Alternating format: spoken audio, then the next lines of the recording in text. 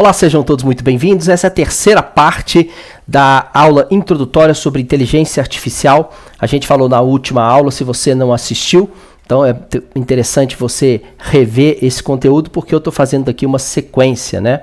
A gente falou sobre o viés do algoritmo, algumas questões ligadas aí a gênero, né? Que a inteligência artificial acaba aí privilegiando de alguma forma pessoas brancas, em especial homens brancos. Então é importante você avaliar isso, porque agora a gente vai para uma terceira parte, onde que eu vou tratar então do que eu chamei aí de contra o viés, né? Se tem aí a possibilidade, né, de você evitar esse viés ou ficar com um olhar um pouco mais crítico para ele, eu acho importante, porque assim o algoritmo vai entendendo exatamente o jeito certo de entregar as respostas. Pois bem, quando a gente está falando então de contra-viés, eu estou basicamente tratando de uma questão importantíssima aqui, que é quem faz os algoritmos, quem que constrói toda essa estrutura de inteligência artificial no mundo, né? Essas duas fotos eu acho que representam bem o que a gente tem enfrentado aí na construção de uma inteligência artificial inclusiva, né? As pessoas naquela mesa ali são os diretores, donos das maiores empresas de tecnologia do mundo. Nós estamos vendo ali o presidente da Microsoft, o presidente da Google, da OpenAI e tantas outras, da Meta também, e só tem nessa mesa uma mulher, se não me engano, uma ou duas mulheres ali na liderança, uma da Oracle e uma outra ali que eu não identifiquei. De qualquer forma, essas são as pessoas tomadoras de decisão quando a gente está falando de como que a inteligência artificial vai trabalhar. Por isso é muito importante esse olhar crítico, para que a gente não deixe sempre de colocar o que é certo e o que é errado para a inteligência artificial. A grande parte das bases usadas para treinar modelos de linguagem é produzida no sul global, mas é apropriada e explorada aí por empresas do norte global. Então essa diferenciação entre quem produz, quem constrói a linguagem, quem consome, isso é muito sério, né? A gente está vendo nascer já uma inteligência artificial brasileira, como o caso da IA Amazônia, né? Que é uma iniciativa super interessante, mas a gente sabe que o consumo de massa mesmo, a quantidade de pessoas que usam as inteligências artificiais, em especial americanas, é muito grande, né? Um dos caminhos, então, para a gente combater um pouco isso, desse viés, é a gente ter esse letramento, aprender sobre, né? E o ChamaDeb é um projeto super interessante, realizado aqui no Brasil, e ela é, então, a primeira IA para igualdade racial e inclusão no Brasil. Eu acho que é um exemplo claro de como a IA bem utilizada, ela pode gerar impacto positivo para a sociedade e realmente construir uma sociedade mais justa e mais igualitária. Essa é uma iniciativa do Instituto Identidades do Brasil e tem aí grande apoio de boas empresas, inclusive a Globo também entrou nesse projeto, a Xuxa. Então, assim, a gente está vendo com muita alegria, né, essa iniciativa. Eu conheci esse trabalho lá no Web Summit no Rio de Janeiro esse ano, e foi bem impactante a palestra apresentada lá. Pois bem, então para utilizar a Deb, basta que você entre no Instagram, né, no Messenger desta conta aí do Instagram, o ChamaDeb, que você vai poder então tirar suas dúvidas e perguntar como é o jeito certo, por exemplo, de fazer um prompt, para que o prompt seja mais inclusivo. Então tudo isso vai ajudar muito no treinamento dessas inteligências artificiais. Pois bem, essas aqui são duas telas que eu separei, uma é da OpenAI, a outra é do Google, onde que já existem aí os moderadores. Quando você vai utilizar as inteligências artificiais generativas para construir algo para sua empresa, você tem algumas restrições muito válidas, inclusive, que você não vai poder, por exemplo, utilizar essa IA para falar sobre guerra, violência, questões ligadas à saúde, enfim, tem várias diretrizes já pré-estabelecidas, né? Mas não significa que o usuário não possa tentar aí burlar esse mecanismo dessas empresas para conseguir extrair da IA informações, textos, imagens, etc., que tem aí algum tipo de enviesamento, algum tipo de problema aí para a sociedade ou pode gerar algum tipo de problema até jurídico, criminal, etc. Então, ainda assim, há muitas maneiras de se burlar, mas as empresas, de alguma forma, estão buscando aí um pouco mais de neutralidade. Quando a gente fala dos princípios éticos da IA, eu acho importante a gente ressaltar que esses princípios, eles partem inicialmente dos princípios da bioética, né? A bioética já vem sendo utilizada de maneira muito forte no mundo inteiro. Vou até colocar a minha imagem aqui em cima para não atrapalhar. E aí, esses 4 primeiros princípios aí, a beneficência, não maleficência, autonomia e justiça, elas já estão aí bem fundamentadas, bem utilizadas quando a gente fala de bioética. Mas a ética na IA é uma discussão grande, inclusive é uma discussão que eu trago no meu doutorado de maneira muito profunda no primeiro capítulo, porque é muito difícil a gente definir primeiro o que é ético, se existe uma ética global e mais se a inteligência artificial pode assumir um papel de agente, né, onde ela pode tomar decisões, e se ela pode tomar decisões de maneira autônoma, então ela tem que ter princípios éticos para que tome essas ações. As discussões ainda estão a todo vapor no mundo inteiro, mas é importante a gente entender isso, né? O primeiro princípio aí ético da IA é a beneficência, que é exatamente promover o bem-estar e a prosperidade para a humanidade, preservando a dignidade humana, né? Um princípio, inclusive, que está nos princípios dos direitos humanos, né? A não maleficência é a necessidade de não causar dano. Então, tudo que a IA for produzir e ela puder causar algum tipo de dano para a sociedade, ela não deveria ou não deve produzir. Outra questão importantíssima também é a autonomia, que é equilibrar o poder de decisão que retemos para nós e aqueles que delegamos, ou seja, ter essa diferenciação. Não, até aqui eu deixo que a IA faça o seu trabalho, mas aqui eu tenho que tomar essa decisão. Aqui eu vou ter que dizer o que tem que ser feito, né? E não dar uma autonomia completa para ela. Outro ponto importantíssimo dos princípios éticos é a justiça, né? Distribuição equitativa dos benefícios na eliminação de todas as formas de discriminação, correção de injustiças históricas. Agora, a gente não pode deixar de esquecer, tem que lembrar sempre de uma questão aqui, que é o uso gratuito das ferramentas, né? Qual que será um futuro muito breve a diferença entre você pagar um agente de inteligência artificial ou uma inteligência artificial generativa e aqueles que vão utilizar a inteligência artificial de maneira gratuita? Será que haverá esses filtros, essas preocupações, essa qualidade de resposta que a gente quer? Então isso também vai, de alguma forma, separar a sociedade, aqueles que podem, né, comprar uma ferramenta de IA e outros que vão utilizar a ferramenta de maneira gratuita, né? E por fim, último princípio, não menos importante, ele se desdobra em outro, né, princípio, que é o da explicabilidade, né? Que aí fala sobre essa black box, essa opacidade da inteligência artificial, né? Em muitos sistemas você não sabe exatamente o que acontece ali dentro, como que ela chegou àquele resultado, né? E esse princípio, então, como eu disse, se desdobra no princípio da inteligibilidade, né? Ou seja, como que ela funciona? Como é que ela chegou a esse resultado? Que tipo de informação que ela pegou e da onde ela pegou essa informação? Então essas são as questões que estão hoje na pauta quando a gente está trabalhando, discutindo a ética da inteligência artificial. E a gente tem outros desafios, né, que não é só os desafios dessa ética, de olhar de uma maneira ética para a IA, né? A gente tem outras questões importantíssimas, né? Dificuldade de entender contextos, a IA tem essa dificuldade muito forte, né? As alucinações ainda são frequentes, os estereótipos e os vieses, como eu trouxe aqui, os riscos das imagens hiperrealistas. Eu vou tratar disso aqui agora. Essa charge interessante, né, que fala dos bots ali, ou dos robôs, falando assim: eu simplesmente não consigo ter empatia com o personagem principal, e o personagem principal é humano, né?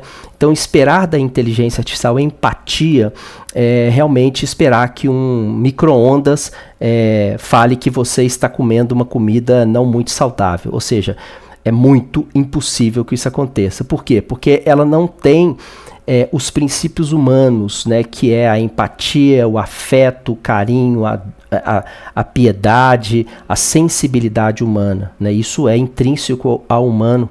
Então a gente muitas vezes acredita que a IA, por dar respostas tão interessantes, que ela é um agente, que ela é alguém que efetivamente está olhando para você no âmbito individual, mas não, ela simplesmente está processando números, processando dados, processando informação, mas ela não sabe exatamente quem você é no mundo. Isso é uma coisa muito séria, né?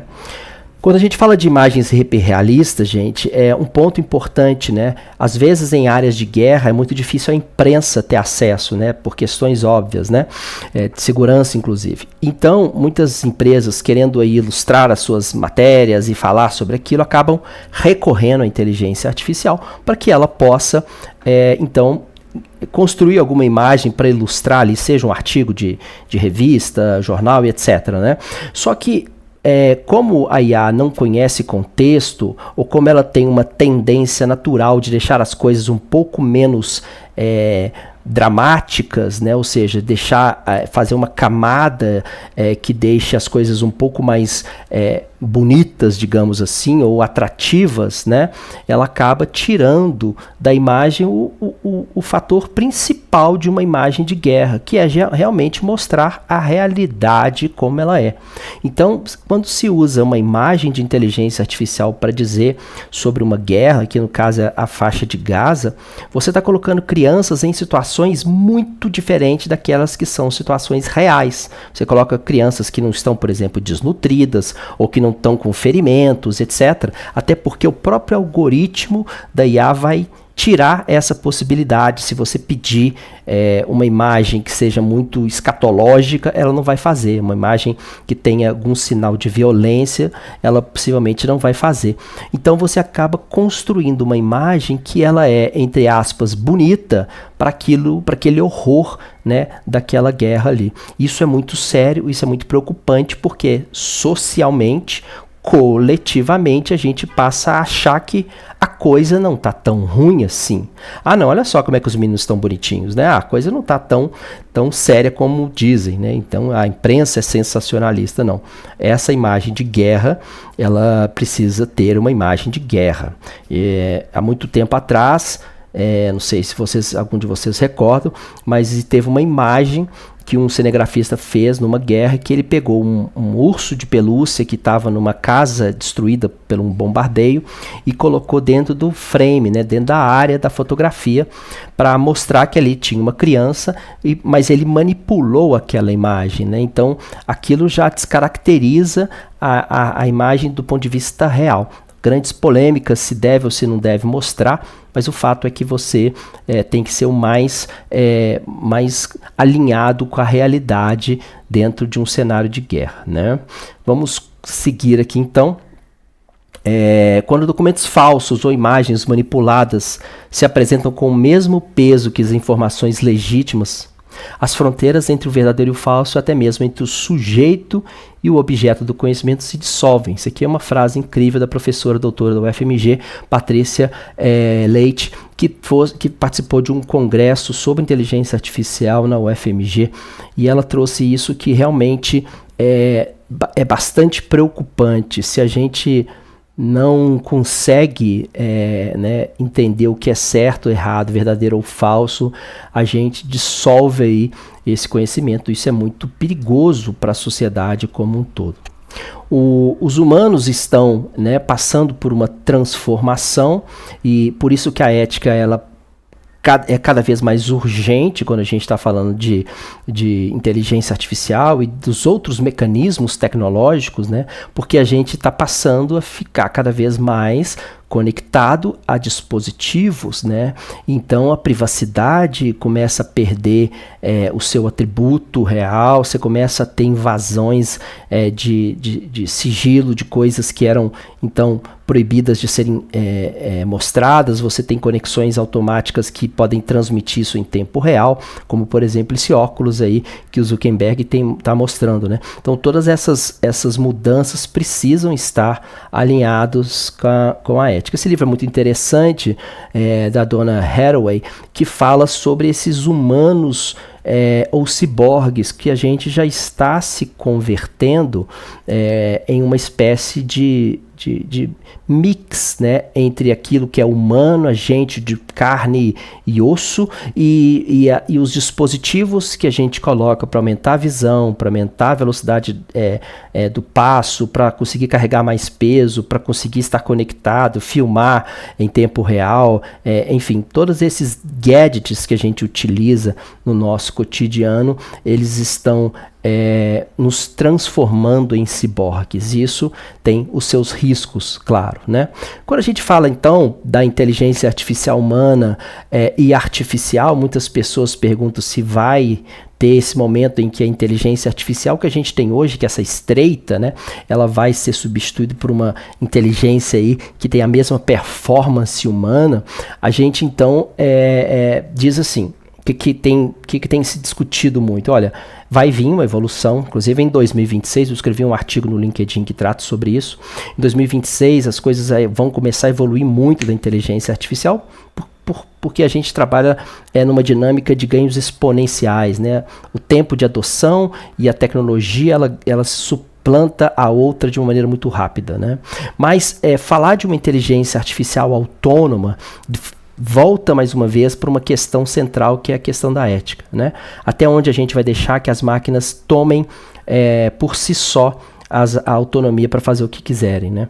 E eu tenho estudado muito sobre automações, utilizando aí softwares como o N8N, e o que a gente vê é que você pode fazer processos muito simples, do tipo, quando chegar um e-mail para mim, eu coloco uma informação numa planilha do Excel, por exemplo, né? Mas foi eu que criei essa rotina ela não impacta em nada no sentido de ter que ter alguma conferência humana sobre o que é certo e o que é errado. A partir do momento que você tem acesso ao e-mail, você então pode utilizar um recurso assim. Isso é automação, né? Agora, quando a gente está falando de autonomia, aí a coisa muda de figura, porque aí a gente está falando de dar à IA uma característica de agente para que ela faça o que ela acha que tem que ser feito, né? Mesmo que a gente assista aquilo de camarote, é uma ação dela, que pode não ser a resposta ou a ação que a gente gostaria de ter. Então, para fazer uma reflexão aqui, para a gente ir para o final do nosso vídeo de introdução à inteligência artificial, se algumas reflexões importantes. Como essas tendências mudam a perspectiva atual de investimento e capacidades nas empresas que você trabalha, nos negócios que você faz. Outro ponto importante, né? A nossa organização está pronta para crescer, utilizando a inteligência artificial para se tornar mais eficiente.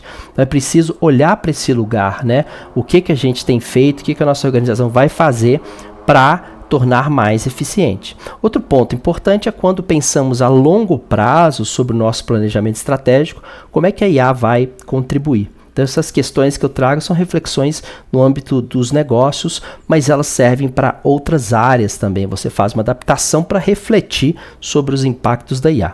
O quarto ponto aqui de reflexão que eu trago, gente, se estamos preparando o nosso capital humano, não para aprender ferramentas, porque isso as novas gerações aprendem de maneira quase que transparente, mas é entender como que essas mudanças em suas tarefas vão impactar a empresa e como que se usa essas inteligências artificiais generativas de maneira ética.